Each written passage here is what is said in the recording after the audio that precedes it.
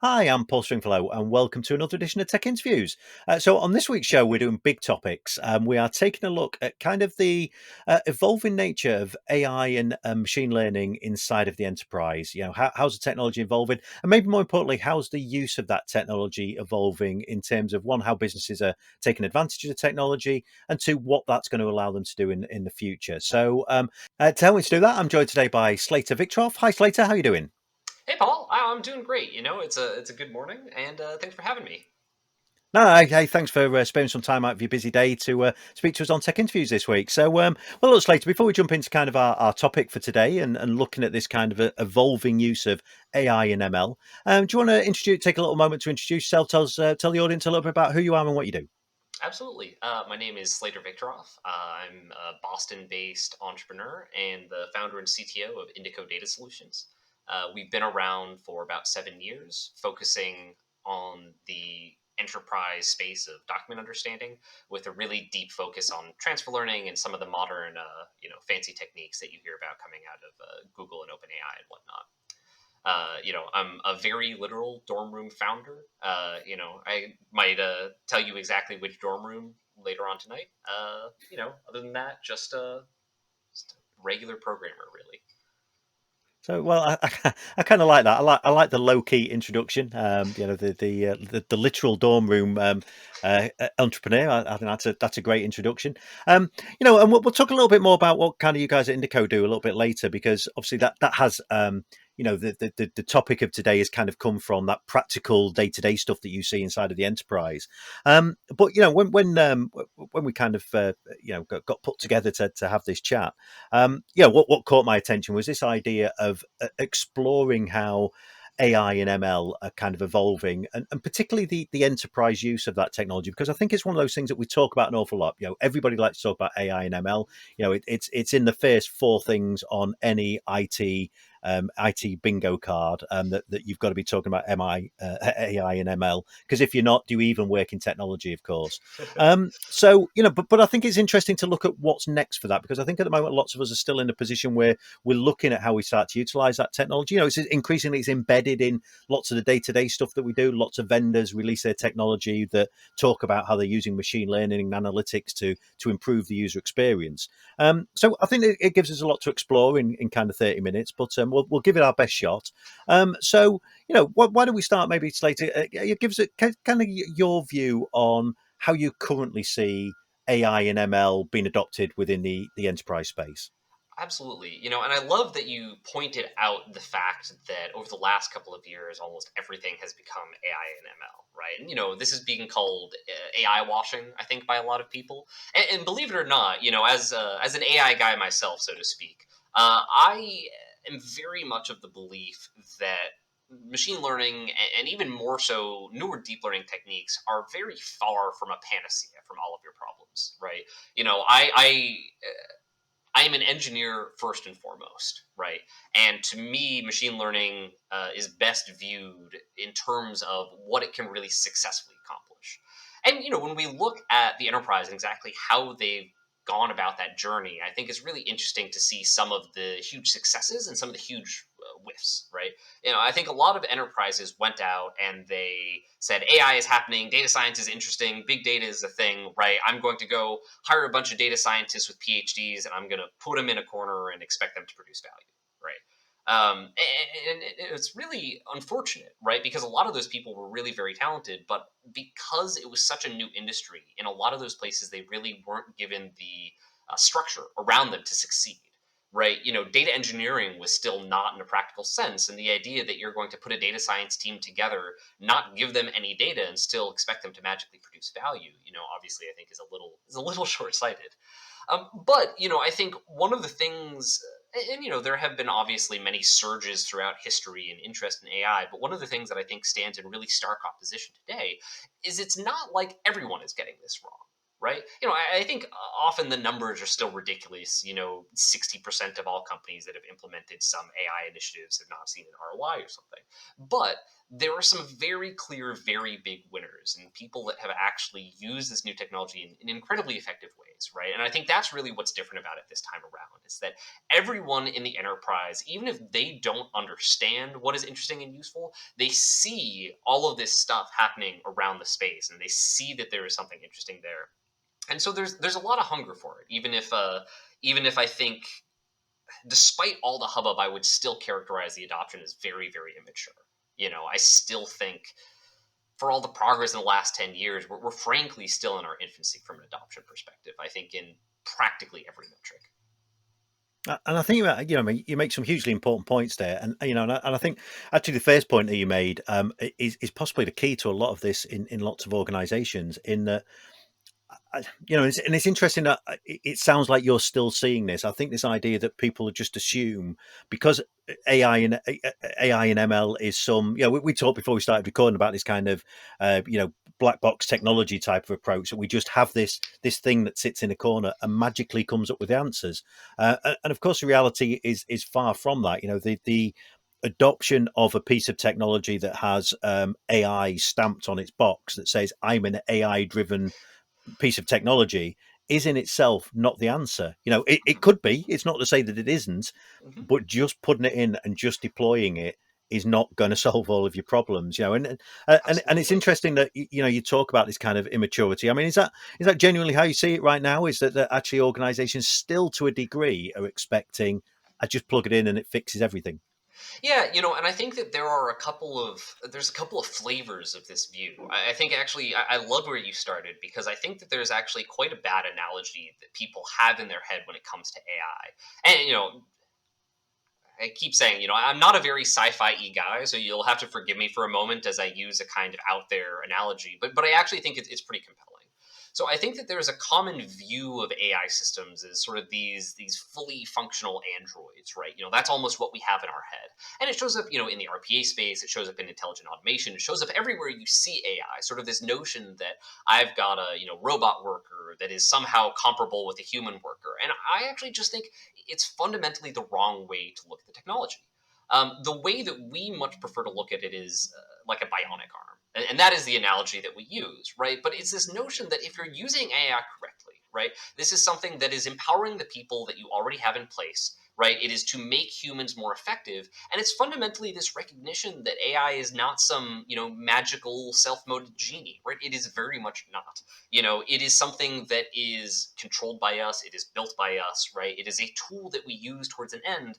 And, some people out there maybe are using these tools, I hesitate to say irresponsibly, but maybe without the full context of knowing exactly what they're doing, knowing exactly what the consequences of the decision they're making in the production is. Just because um, I will say the proliferation of the technology in this case has definitely exceeded general knowledge about the technology. And I think it's inevitable in some ways. I think that there's again some people doing really incredible work as a result, but also some pretty embarrassing failures, frankly, for the industry as a result. Yeah, I mean, I don't know if you heard about the And Anderson do you want case with do you want to name names? I was there's one I mean just because this one is public, right? Is the IBM and UCLA Anderson, or maybe I'll add maybe I can mention a couple of public ones. So that was one example, and in case you're not familiar, uh, very roughly, IBM sold the world to Anderson, something no short of they were going to cure cancer with AI. The idea that it was going to be this incredible diagnostics engine that would, take in all of the information about patient and give this, personalized medicine regime that would, again, cure cancer or some facsimile thereof. They spent $60 million on it. They put nothing into production, right? And at the end of 3 years and $60 million in hard costs to IBM, even ignoring all the time they spent on it, right, that they could have been treating patients with, they wrote the whole thing off. Right, they just said there's no there here, right? There's no real goal. We haven't seen any meaningful progress. that's really embarrassing. I've been very vocal in my criticisms of IBM for many, many years. While I'm sure there are a lot of individual people at IBM that do very, very good work. IBM has the Watson Group. They've gotten a reputation for this, right? I mean, there's a pattern of these kinds of massive promises and just really disappointing delivery. Not that they're the only ones doing it, right? I think IBM, they made a really big bet against deep learning very early. It is in some ways not their fault that they were wrong, but you put $2 billion in marketing budget behind an effort that is not backed up by academic research, and it's no surprise that Watson has ended up where it has, right? I mean, I It's think a bummer. and that's a great phrase. That's it. What a great way to end that. And so I think I mean, I think what's really interesting in that kind of example though is, and it sounds like it's not, with examples like that, and without giving, as you said, while IBM's a very noticeable and public example, they're by no means the only people where this kind of outcome is being seen. And it sounds like from the way you described it, it's not a technology problem with this kind of thing. This is much more of a deployment and adoption problem. That the organizations, that while the technology exists, it's almost that promise to, I can do lots of clever stuff for you. That promise is not unreasonable to say that actually using learning, using analytics, using a level of artificial intelligence, that you can indeed deliver some really smart outcomes. Actually, Well, if you don't do all of the legwork and don't get all of the underpinnings of that correct in the first place, you're just going to have a big failure, and it's just going to be a big expensive failure. absolutely, and critically, right? You look at the way that they're framing this from the very start, and if you think, if only they had framed this rather than we're going to make a diagnostic bot. If they had really kind of from the start thought of this as something that's working hand in hand with humans, that's kind of augmenting this process end to end, it's a lot harder to have a huge failure like that in that case, right? Because chances are you're going to make tons of marginal improvements, over time. And again, to your point, it is easy to beat up on IBM, but they're by no means the only people going through these situations. And I think one of the other problems, and again, it's really unfortunate, as natural as it is just the incredibly inflated expectations around AI. And we joke sometimes at Indico, even though in some ways it's a little tragic, right? About the scrape the internet and do magic use case, right? And it's like, I promise, like, anyone who's been in the AI space long enough has heard this pitch, right? Is, oh, can't you go scrape the internet, right? They always say scrape the internet as if that's a thing that you can do, right? Yeah. And do X, right? And the X, we've had people pitch us everything from predict logistics issues, literally, asking us to predict the weather, predicting the stock market, right? Predict upcoming mergers and acquisitions. And I think it's problematic because it's, like I said, it's a very bad mentality of AI, this sort of like galaxy brain, like I don't have to be responsible for the outcome of this sort of mentality. And I think in a lot of ways, what people are asking for there, it's not a real technical AI solution, right? What they're asking for is a genie in the bottle. Right? What they're asking for is like, I want something that will magically solve all of my problems without me even having to articulate what those problems are. And I think that's really that's the key miss, is that the problems are human, and it is not reasonable for us to look to AI for the answers, only to help us implement and deliver on answers that we've already decided on. And again, I just think it's a philosophical miss for a lot of folks. And I think I think that's a really clever way of framing it as well, because I think the idea that what we tend to see is organizations expecting, genie in a bottle. That I don't want I don't want to do the groundwork. What I want is some magic button that I press, which happens to be AI or ML written on the button on this occasion. I press that magic button, and that magic button solves all my problems. Like you said, scrapes the internet, or Yep. the idea that here's all of the data that I own inside of my data center. Mm-hmm. Tell me something that I don't know. Tell me something that's going to change my organization. And I think it's like I say, it's almost an interesting human failing, isn't it? That we're always after kind of the quick way, the quick win, the easy way out for some of this kind of stuff. It's like Um, the get rich quick scheme, right? It's yeah, like it was never going to work in the first place, but I mean, it's appealing. Like I see why people fall for it, right? yeah, and do you think so? Is it more apt that when we're talking about AI, when we're talking about ML, and we're trying to apply some context to it, that it's far more important that we appreciate something you've already touched on a couple of times. So I'm guessing the answer is yes to this, but we appreciate that technology is as clever and as rapidly developing as that technology is, as processors and the amount of data and the speed we can do things at improves. That's really what it's bringing us. It's bringing us that augmentation of, you talked before about, you kind of look at these huge data sets, and the reality is, as human beings, we'd probably never be able to look at that entire data set. Yeah. However, we can give that to a machine, and if you point the machine in the right direction, because it can churn all of that data so quickly, it will ultimately find the answer that as humans we probably would find if we had a gazillion years to find it. Is that a more accurate way of looking at how we should be thinking about this technology? I think it's interesting, and I think that there's a couple of different. I'll maybe say first and foremost, AI is an incredibly diverse space, right? And I think that as tempting as it is to sort of say like this is the interesting thing about it, in most cases it's really not the case, right? I would say that AI has very specific problems that it is very, very good at, right? And that's, I think, actually what's most important is that because what you described, in a general sense, we can't do, right? But in very, very specific senses, right? If you add enough, constraints around it, if you add enough asterisks around it, right?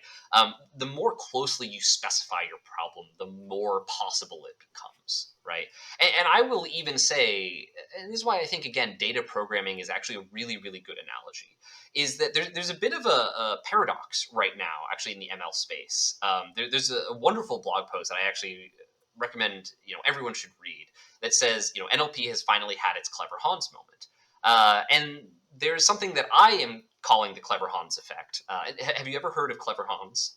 No, this is new. Carry on. Yeah, so Clever Hans is a horse. And so I think he's an American horse. So that might be why he might be more popular in like the American Southwest. But he had a show in this, traveling kind of medicine van. And the idea was that this horse could do math. And it was incredible. So the way it would happen is, the handler would come up and they would write something on the board, right? And the horse would stamp their hoof the right number of times. And now they did all sorts of experiments, and it was really incredible, right? Because to the eyes of everybody watching, this horse could absolutely do math. And they couldn't tell any different. Even the handler truly believed that the horse could do math, didn't realize that they were doing anything. What it turns out is that, horses are very socially intelligent animals. The handler, and it all comes down to actually the way in which the horse was measured. Because the horse would just stamp its foot, and there was a certain tension, right, in the handler's body that when it hit the right number of stamps would relieve. At which point the horse knew it was time to stop stamping. And it's I think it's a great anecdote or kind of story for getting the right answer for the wrong reasons. Now the problem is, and actually the more interesting aspect I think is the follow up to Clever Hans is okay. Why is that not a valid solution to the problem? Right. And in the case of Clever Hans, they conducted experiments to kind of isolate things and show, okay, the horse can't do math. But, at the same time, it was still an incredibly impressive thing that the horse was doing. And we often have this same issue in AI where, as far as we can tell, the way that we are running the experiment, it is as smart as a human is. But the second we, scratch under the surface, the second we change our experimental setup somehow, we often are able to very quickly find sort of stunning ignorance under the hood. But it's led us with this weird paradox where the biggest problem is that we don't actually know how to encourage the kind of behavior that we want. Right? It's like, why is it important to have this reasoning chain? So actually, what I think is a much more interesting trend in a lot of ways than pure machine learning when we look out over the course of the next decade, is this term machine teaching. Which actually Microsoft has been playing around with a lot, but it's proliferating a bit. But I actually think it's a really powerful term because it says that we need to focus on what it is that we are teaching these machines right? Do a lot less of this kind of black box type modeling on strict kind of crude classification tasks, and think more critically about what is the full system that we want to be deploying this in, right? More interesting optimizations. And, it's something that I don't think it's too contentious to say that academia does not necessarily have the tools to investigate that thoroughly today. But I think it's very, very worthwhile. I think that that's where kind of the next tranche of really significant advances in this space are going to come from is new methods of supervision, right? It's kind of rethinking what I would call a really, really primitive view of just, binary supervised and unsupervised learning techniques. I think that it's much, much more complex than that. Yeah, I So think maybe 20 years ago those terms were useful, but not today.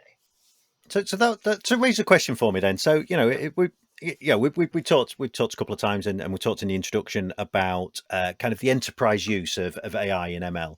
Mm-hmm. And so if I'm an enterprise CIO or somebody architecting solutions inside of the enterprise today, and I'm maybe watching or listening to this conversation and thinking, we've been sold the AI dream. We think AI and ML or some kind of analytics has a part to play in what we're trying to do, how we improve the outcomes for our organization, all that kind of thing. And they'll be listening to this and thinking, but actually, am I going to make a mess of it? Are we going to invest money in something that's never quite going to work out in the way it should? So if those people are having those questions now, so if somebody's asking us that question sat here right now, what would you say to them in terms of how do they, from an enterprise point of view, what are some of the changes that they should be considering, and maybe some of the changes that are coming down the road in terms of the way that this technology is starting to be implemented by vendors? What are some of the things they should be looking at? And if you could give them Yeah. a couple of tips in terms of what are the kind of things you would suggest that an organization did before they embarked on any kind of investment in this kind of technology? Absolutely. I think it's a great question. I think there's a couple of aspects. And I think number one is to recognize that you're not going to be able to do it successfully without educating yourself.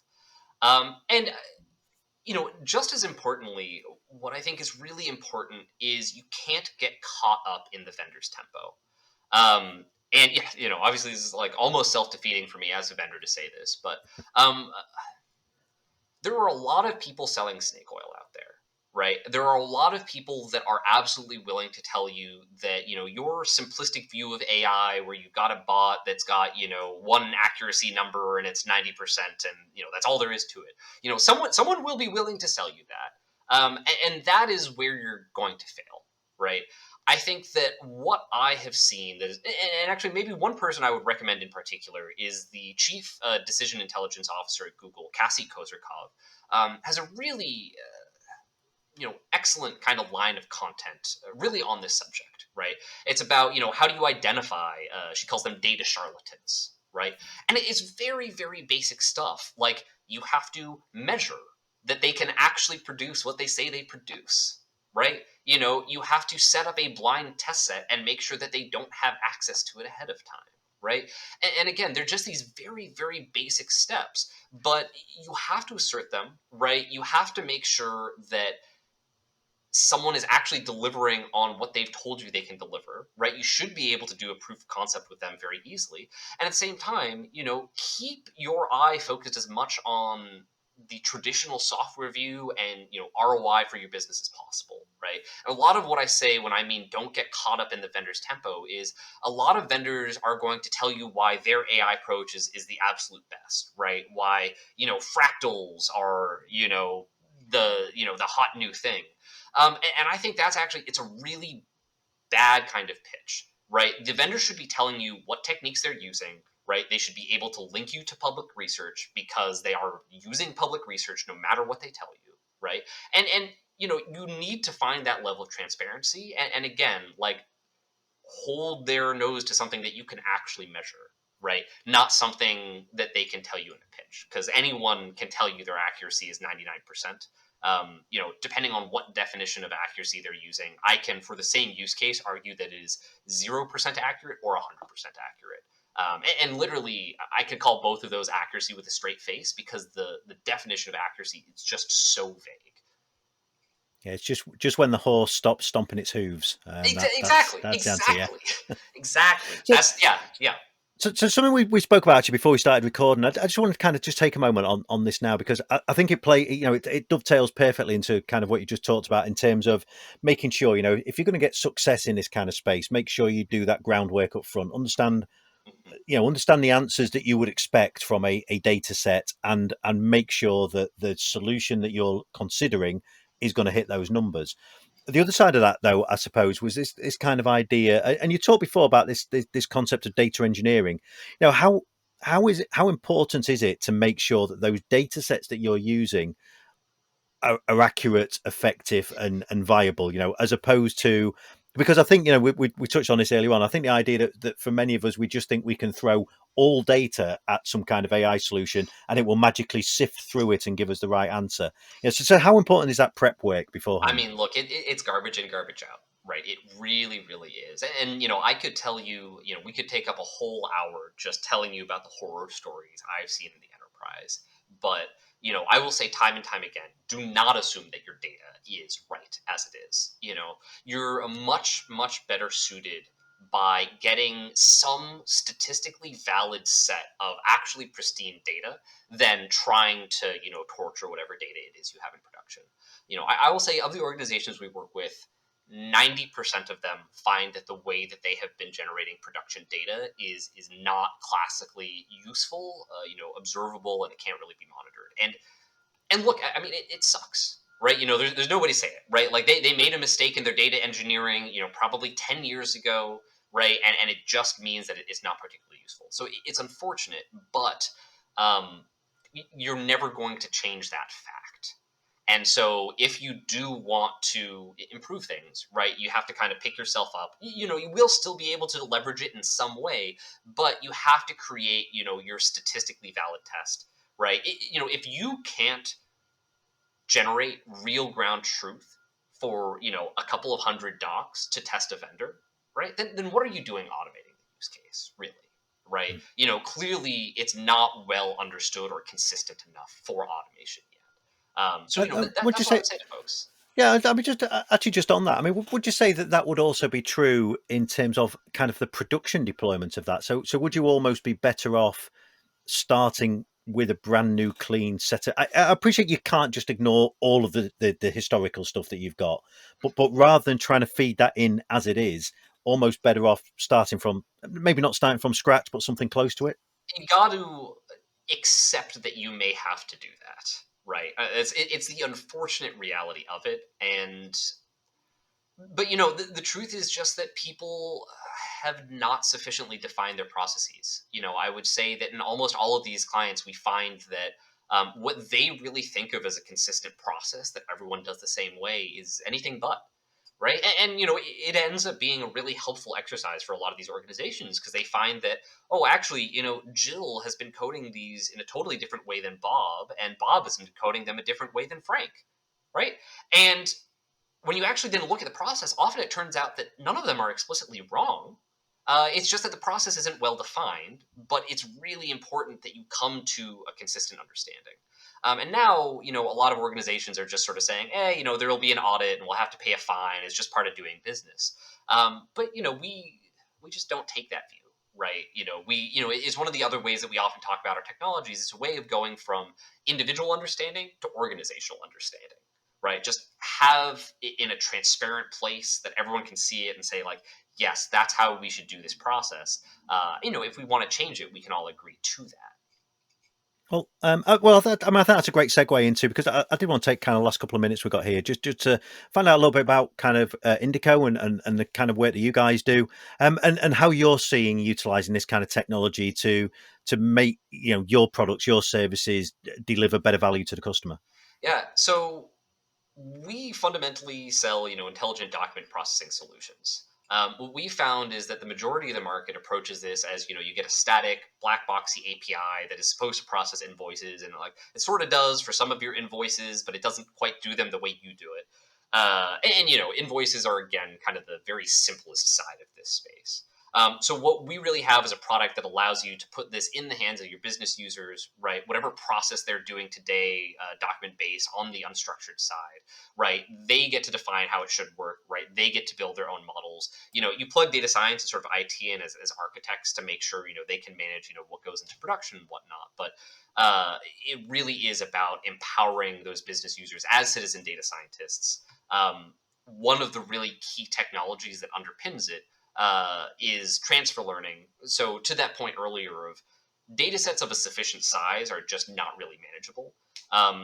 We have basically enough built-in understanding and intelligence in the models that we use that every data point you give to us is worth somewhere between 100 and 1,000 data points that you'd give to sort of a typical deep learning model. So that means 200 examples actually is enough for you to get to a totally production-worthy model. Which also means that garbage in, garbage out problem, right? You can't vet your entire historical archive, but you can vet 200 examples. So those are a couple of the key points. We do some very fancy ML, I will say, but we'll be here all night if we start talking about that. Yeah, you see, that's secret sauce. You don't want to give that away either.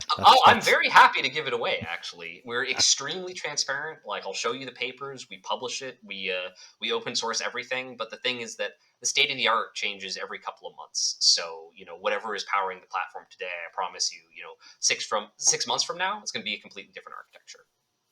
And I just wanted to, and I appreciate we're kind of running to the end of our recording time here, but I just wanted to pick on that one phrase you used in there, that kind of idea of data citizen. I think it was a phrase that you used. Citizen data scientist. Yeah, sorry, citizen data scientist. And I thought, because that plays into something that I certainly see in kind of my day job, is this idea that the importance of empowering the people who are making those business decisions rather than kind of lumping all of this on the techie at the back end. Did you see? Yes. We talked earlier on about how important, how to do this right inside of an organization. Did you think that's also a key part of that? I think it's absolutely critical, right? At the end of the day, right, a data scientist is not magically a business stakeholder because they understand how a spreadsheet works, right? And, I think that, again, it's too easy to just get into this mode where you're chucking stuff over the wall and both groups get super, super frustrated with each other. And, I think there's a huge need for a platform where both can communicate and both can kind of play their roles effectively and understand if things are going according to plan. I mean, that's also obviously a huge role of the Indico platform. But I think even outside of intelligent document processing, it's something that's sorely needed for any ML project. Well, Slater, I appreciate your time. I think it's been a really interesting chat, and I think it's lots of food for thought for anybody who's kind of checking the show out. But I mean, if people want to find out more about you or more about Indico, what's a good way they can do that? You can follow me on Twitter, SL8RV. Follow us on LinkedIn. Drop me an email, slater@indico.io. I'm always interested in a chat. You can send me a Quora question request. I do look at those if the question is interesting. And can we also use carrier pigeon and all those kind of things as well? It sounds like we're I mean, of course, so I've got my roost. If you need coordinates, I will send those over, and I've got a particular feed if you need any pigeon training. That's a great answer to a silly question. So thanks for that. I hope they all are. But Slater, I really appreciate your time. I think that's been a fascinating chat, and thanks for being on Tech Interviews, and look forward to having you on again sometime in the future. Thanks very much. Total pleasure. Thanks for having me, and have an awesome night. I hope you enjoyed that. For show notes, pop over to techstringy.com. We'll also find all of our previous Tech Interviews episodes. And if you've got an idea for a show, would like to appear as a guest, then why not email me at podcast@techstringy.com. And to make sure you catch the next episode of Tech Interviews, then why not subscribe? You can subscribe right here on YouTube, as well as in all good homes of podcasts, including Apple Podcasts, SoundCloud, Stitcher, and Spotify. So until next time, thanks for watching.